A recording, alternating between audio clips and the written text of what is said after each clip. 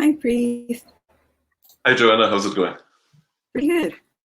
Okay, so hi, everyone. Thank you for joining DataCon LA 2021, and welcome to the Data for Good track. My name is Joanna Perlomo, your host, and your co-host is Mrinmoy Das, and we'll be moderating the chat and Q&A for you during this session. Today we have our guest, Preet Singh, and he's going to be talking about crime in the pandemic, a look at changes in Los Angeles crime during COVID-19. Preet is CEO at Enginelitix, which provides AI solutions to revenue-facing problems for Fortune 50 companies and startups. His previous experience includes head of AI at multiple startups and at Microsoft AI. He studied computer science and economics at the University of Rochester and algorithmic economics and artificial intelligence at Northwestern University. His research publications include algorithm design and artificial intelligence. And without further ado, I'll hand it over to our speaker. Thanks for being here, Preet. Sure, absolutely. Give me a quick. Sure. And can everybody see my screen, by the way? Yes, I can see. Okay, super. All right. So I'm talking about crime in the pandemic. Look at changes in Los Angeles crime during COVID-19. And by the way, any technical difficulties, anything at all, feel free to interrupt. We'll take questions at the end.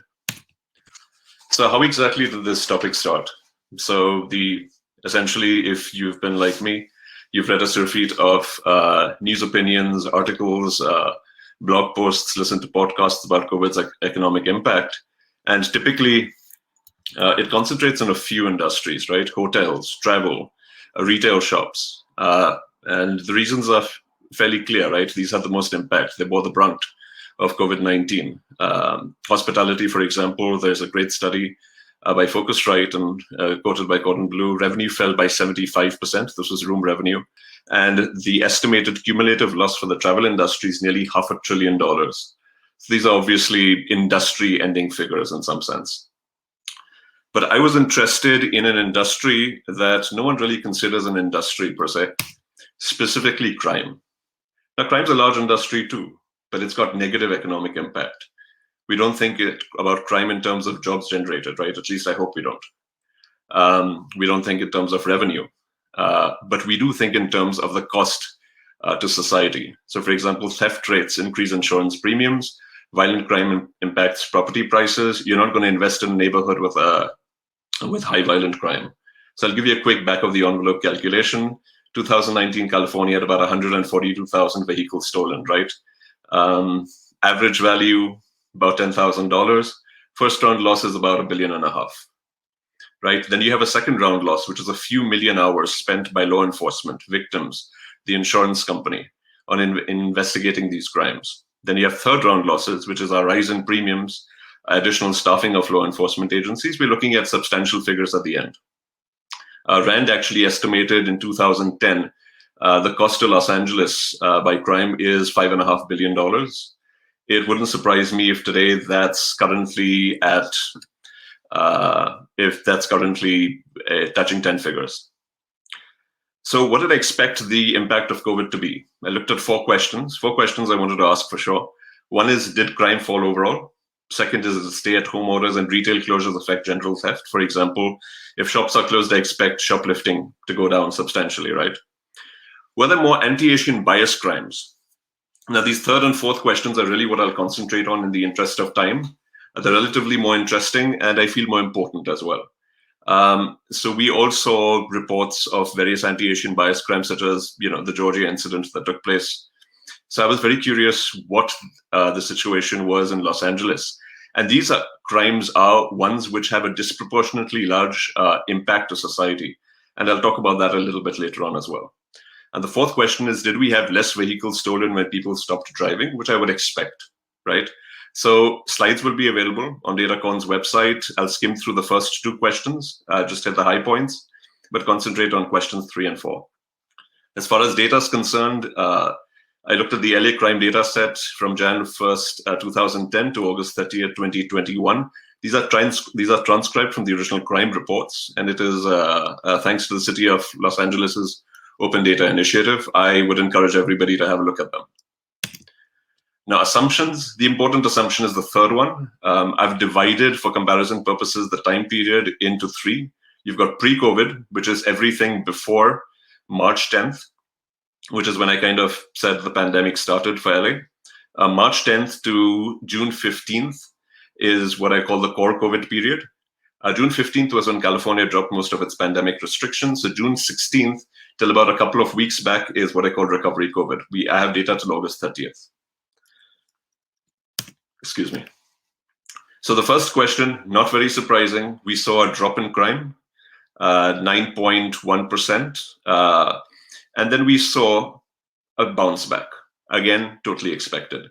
9.1% is somewhat significant, but the average rate of change prior to that was about 3.7%. Again, not surprising. Crime fell significantly, bounced back a little bit. You'll see a lot of these graphs, especially if you sit with the slides later on. The first one, typically, you can think of it as a second order metric in math terms. It's essentially the rate of change. So if this is egregious, if this shows something that bucks the trend significantly, if the figures or the direction is significant, then obviously the first order metric, the actual counts would be significant as well. As you can see, crime touched pretty much its lowest recorded levels, according to the data set. I think 2013 was only slightly lower. This slide, again, very quickly, is just about showing a similar sort of pattern. Green is pre-COVID, red is core COVID, and orange or yellow, depending on your screen, is recovery COVID. And you see, for most of them, there's a little bit of that there's a change in core COVID from pre-COVID, and there's a negation of some of that change in recovery COVID. Again, not true for all of them, and we'll get into that a little bit as well. And just quickly for illustration, burglary from vehicles went down to its lowest levels, 12,328. And what was the drop? 24%. It fell 24% in 19 to 20. The figures will be slightly different because here I'm doing year over year. Again, burglary from vehicles is your typical smash and grab. You've got packages in the car after shopping. You rush out to grab some takeout. You've parked the car on the street. Somebody breaks the window, picks up packages. Again, something we would expect to see fall down substantially during COVID, right? Nobody's doing that anymore. Forgery is far more interesting. Forgery essentially fell down 51% in 2020, and then it fell down 31% further. So it's at its lowest levels. In fact, it's almost nothing right now. It's less than 500. And forgery is typically for checks, credit cards. These are some of the more common forgery crimes. And these are usually passed at retail establishments. So obviously, if retail's closed during core COVID, you're not going to have these sort of crimes either. Blank airline tickets is another one. Obviously, nobody was traveling. And fake IDs. Kids aren't going to bars or nightclubs or anything of that sort. So this was not a particularly good time for forgers. The second question, general theft decreases as expected. This is actually an aggregate of 4 categories, which we saw previously. It went down 28%. On the aggregate, it didn't really change because, as we'll see later, some of those categories did bounce back, but some of those categories fell even further. And the last one is I just very quickly want to look at battery simple assault for purposes of illustration. Battery simple assault fell to its lowest levels. And I'll tell you why this is important. This is going to be very important for our next question. It fell to its lowest levels. It fell substantially in 2020, continued to fall, though the rate was different. You'll see actually a slight bounce back in core COVID if you're doing that kind of comparison. But the point is that it's fallen. Let's talk about something really important, anti-Asian hate crimes. Now, organizations recorded nearly 4,000 incidents in the 1 year after COVID across the country. By the way, these are incidents, they're not crimes. So, for example, somebody yelling a racial slur in the street would be something that would be reported to these organizations, but obviously you're not going to call law enforcement about that. The California Department of Justice actually reported that anti-Asian hate crimes increased by 107% in 2020, from 43 in 2019 to 89 in 2020. Now, a couple of things. Obviously, the change is egregious. You're thinking, wow, it more than doubled. But the numbers are really, really small. And why should we care about such small numbers? After all, if you look at the average, on average, there are about 600, nearly about 580 crimes reported in LA every day alone, and on average. So this is not even half a day's crime. This is maybe a few hours worth of crime in LA. So why should we care about such small numbers? And obviously the second question is, did these crimes increase in Los Angeles? So why should we care about such small numbers?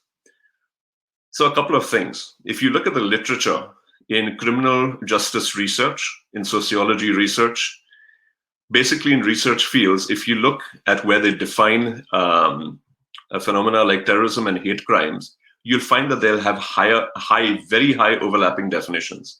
So much so that they could be counted almost as synonyms for each other. So the first one is, by the way, the slides has links to all the papers. So I would encourage everybody to read them. They're really interesting, or at least read the abstracts later on when you go through the slides. So the first one basically compared about 100 elements. And they said out of that, terrorism comprises of 22 distinct elements, most frequent being violence, political fear, terror, threats. Again, all hallmarks of hate crimes as well.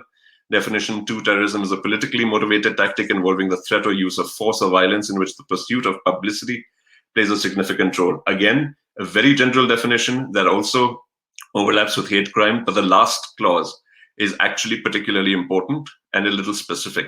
The pursuit of publicity plays a significant role. Now, if I told you that two people were hit with a car and sustained minor injuries, it wouldn't even make the local news, perhaps.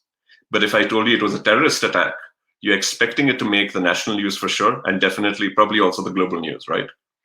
So that's exactly the point, right? Because of the inducement of fear, the news spreads like wildfire within the community. Terrorism, we typically think of the larger community, the nation. But with hate crimes, we typically think of the smaller communities that are affected as well. But it follows the same pattern.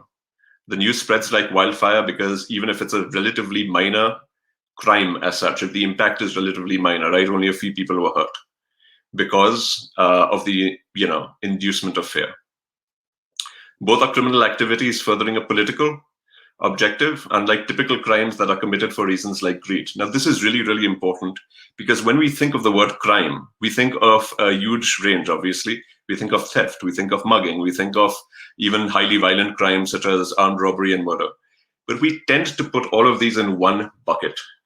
And we tend to put these in one large bucket. And typically, terrorism, we put in a different bucket altogether. We know that the psychological impact of terrorism is vastly different from most phenomena we put in the crime bucket. So it makes more sense. It's more accurate in research terms to think of these as acts of domestic terrorism, to think of anti-Asian hate crimes as acts of domestic terrorism. Scientifically, it's more accurate, and it also reflects the impact a little bit more. Now let's talk a little bit about the economic impact. There's a great study, by the way, by the Department of Justice Canada, which showed that they studied a community after one or two incidents happened. There was actually one specific incident, an attack on a Sudanese refugee in Kitchener, Ontario. And when they surveyed and they interviewed the community members, they found that they experienced clinical levels of post-traumatic stress. This was officially recorded on what is known as the Horowitz scale. And it ranged from mild to outright severe. And this was not just a technicality. This is not like, oh, it just tilted a little bit over into clinical levels of post-traumatic stress. No, actually a full third of them were actually outright severe, if I remember the study. The second thing is post-hate crimes, a very innocuous statement, but probably the most important one. The members of the community go out less. It's a very innocuous phrase. They go out less. What does that mean? They feel vulnerable. They're afraid. They're not going to bars anymore. They're not going to restaurants. Their shopping is done, is kept to a minimum. And if you told me a couple of years ago that this happened, I would feel terrible, but I would think, all right, that's not great in terms of economic impact, right? I mean, is it really that significant? But after the pandemic, I think we can all agree that when people go out less, it will completely and utterly devastate the local economy, right? We saw what happened last year, or to a certain extent, what is still happening. Restaurants closed down permanently, shops closed down permanently. So this is actually the most impactful thing over there, out of all the points over there. In other points, typically members of the affected community will spend more on infrastructure services versus economy drivers. So spending is generally good for the economy, but not spending on just arbitrarily on anything, right? It's got to be in growth areas. It's got to be something that drives the economy. I think we can all agree that if we had to pay $2,000, for example, for our electricity bills per month, we would see that as something that would be probably bad for the economy, even though we're spending more. So the bottom line is this. Even one incident has significant economic impact. Even one incident can potentially derail a local economy.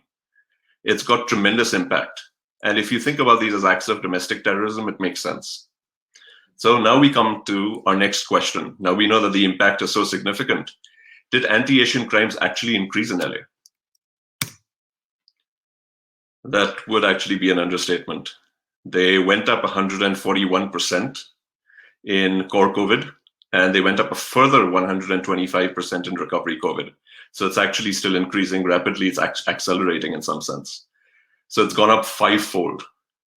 So again, to phrase it in, I'm not trying to be sensationalist, but again, phrasing it in very accurate scientific terms, these acts of domestic terrorism went up 5-fold in Los Angeles.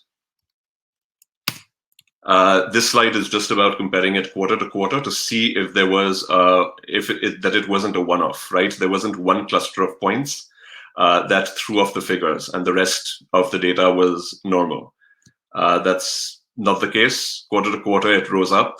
In fact, the anomalous behavior you're seeing actually happened in 2019. Quarter two had a sharp increase, but the rest was low to none. Now we've talked about numbers. Let's talk about the types of anti-Asian hate crimes. I want to draw your attention to the bottom 3 bars. Red is COVID to present, and orange is pre-COVID. So we can see that battery simple assault went up nearly 3-fold. Again, very important. Drawn your attention earlier to this, right? Battery simple assault is actually at its lowest levels ever in 2021. So this makes it even more egregious. It's not only bucking the trend, it's bucking the trend very, very wildly. So this is definitely a matter of concern. Criminal threats went up 4-fold. Vandalism more than double. And then we have 2 new categories.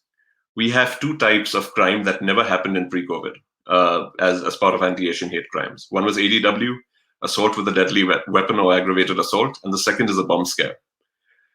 So what we are seeing here is not only an increase in crimes, but also an increase in their severity.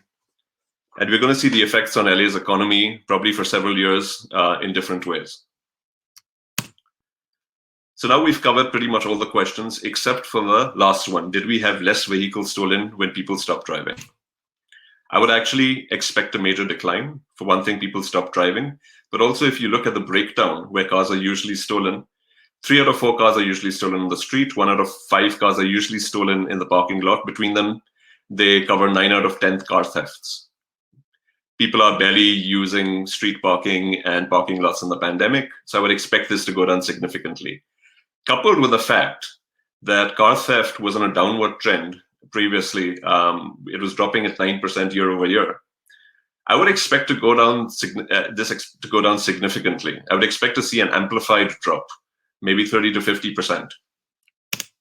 Instead, it went up 35%. That got me really interested. And obviously, if you've been reading the newspapers, you know some of the reasons why this is happening. Car thefts, by the way, are at their highest level ever right now. So why did this happen? So right now we've used quantitative analysis to see a pattern has occurred and a pattern has persisted. Now we are seeing why the pattern occurred. So this very loose flowchart is essentially showing the effect of a domino effect of a chip shortage. because there's a chip shortage for cars. There are various complex reasons behind them. There were COVID issues, such as logistics and production issues for sure. But also that there were some bad decisions made by the car manufacturers where they canceled orders initially, and then they found out when they needed to order again, they were pushed to the back of the line. And also, new cars just require a lot more chips than they did. It's increasing at a very high rate.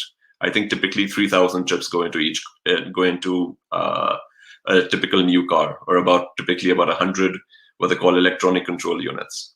So anyways, chip shortage, no new cars. That means if I want to buy a new car, I can't, typically. That means I'm not going to sell my old car. If I'm not going to sell my old car, I can't, the used car market, I can't, if I can sell I'm not going to sell my used car, which means the used car market is it in terms of inventory. This phenomenon is reflected in much larger numbers with rental agencies. I used to rent quite a few cars and travel quite a bit before the pandemic. If you've rented from any of the good rental agencies, the cars typically are 1 to 2 years old, not older than that. They sell about a few 100,000 of their fleet every year to the used car market. But because rental agencies can't buy new cars, they're not selling their fleets. So the used car market is hit from both sides, and there's an estimated 50% shortfall, which means cars are scarce, car prices are high, so there's economic opportunity for car thieves. Hence, car thefts rise. So I just want to add an additional point over here. We've seen patterns persisted over here, patterns occurred and persisted, and we know why the pattern occurred, right? The second point. And we can also implement a third point. We can use mechanisms from those insights to decide what we want to do. So regarding chip shortages, can we do something to ease chip shortages mechanisms? For example, there's a lot of demand from smartphones, and right now a tremendous amount of demand from Bitcoin mining. If there's more regulation in the Bitcoin trading market, perhaps demand would go down, and it would free up chips for new cars. Or perhaps the right to repair, if it was passed, would result in more efficient recycling of phones, which means less demand from the new phone segment, frees up chips again for new cars. Again, this is a very simple illustrative mechanism. In most cases, the chips don't necessarily overlap. It's not like a clean switch from making chips for Bitcoin mining or cars, or Bitcoin mining to cars or phones to cars. And finally, in my conclusion, so a few things. One is that we saw some crime is bouncing back. In at least 5 major categories that experienced a drop, such as assault and robbery, we're seeing levels creep up again. Again, this is probably the most normal part of the pattern, right? As the economy returns to normal, so will crime, or some types of crime for sure. Some crime isn't bouncing back. Shoplifting and document forgery continue to fall. That actually might be bad news, because it shows that the pandemic might not be over for retail. And then finally, some crime rose and it's staying there. Vehicle theft continues to rise for the reasons we've seen. And obviously, these are secondary issues regarding the pandemic, right? Car manufacturers made some bad decisions regarding the pandemic. Bitcoin trading is extremely high. Demand for consumer electronics is extremely high because people are staying at home. They're getting better phones and laptops and computer equipment. So yeah, but though the pace has slowed down for vehicle theft. However, anti-Asian hate crimes, on the other hand, continues to accelerate, which is obviously a matter of great concern for the local economy at large. And again, just a very quick point, I always talk about the economic impact because that's easier to quantify. It's not that money is the most important thing typically in a society, but it's just a matter of easy quantification. In acknowledgements, I just want to thank the City of LA's Open Data Initiative, without which we wouldn't have had this data. Definitely visit them. Enginelitix consumes a ton of private vendor data, and I can tell you the quality I saw in these data sets was way above average. I was seriously impressed. And I want to thank Brendan from our analytics team for helping me put this together. He's attending the conference as well, so if you see him, wave to him, well, virtually. And thank you.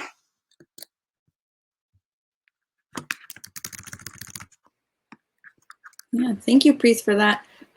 we're going to open it up to the audience. So if anybody has any questions, feel free to put them in the Q&A.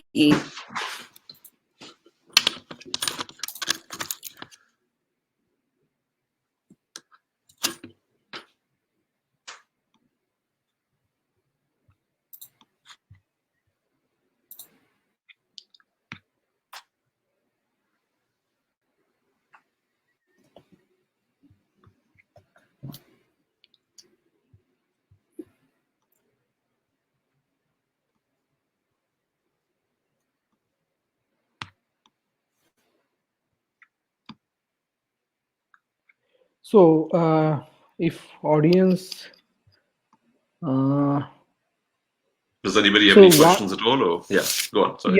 yeah. One question from Derek. Were you able to see regional neighborhood differences in these trends? No, we didn't look at that.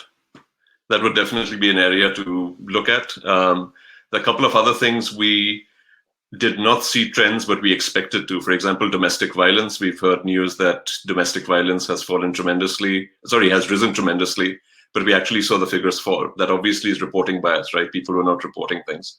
But no, we did not look at neighborhood differences. There is some neighborhood data over there. I would encourage people to look at the data set and check things out.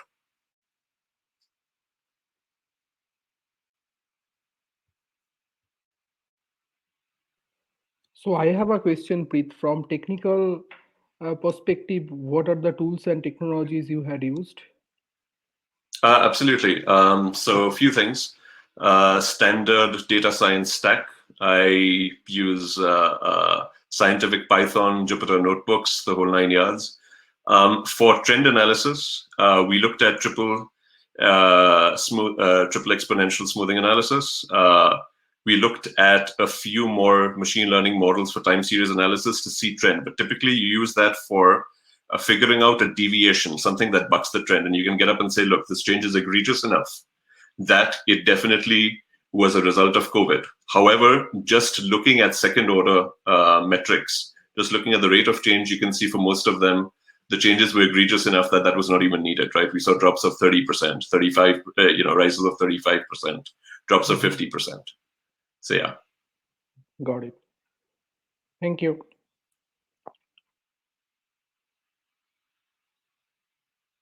Does anyone have any other question?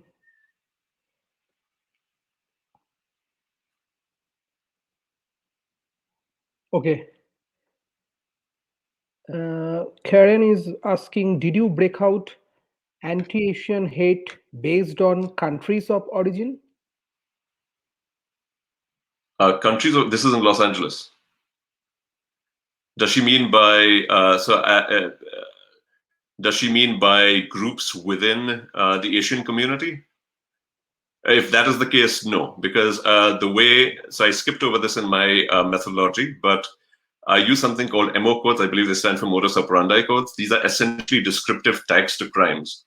Much more than the crime codes itself, these were a much more useful descriptor. This is essentially the officer on the scene is going and tagging certain, getting up and saying, all right, this was the location. This is, these are tags about the suspect's description, etc.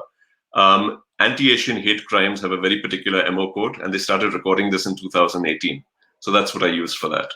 Because what they term as anti-Asian, and again, the definition is there in the methodology, might be different from what you might perceive. So no, it was not broken down into the various sub-Asian groups. Okay. Cool. Any other questions? Joanna, we are on time, right? Yeah.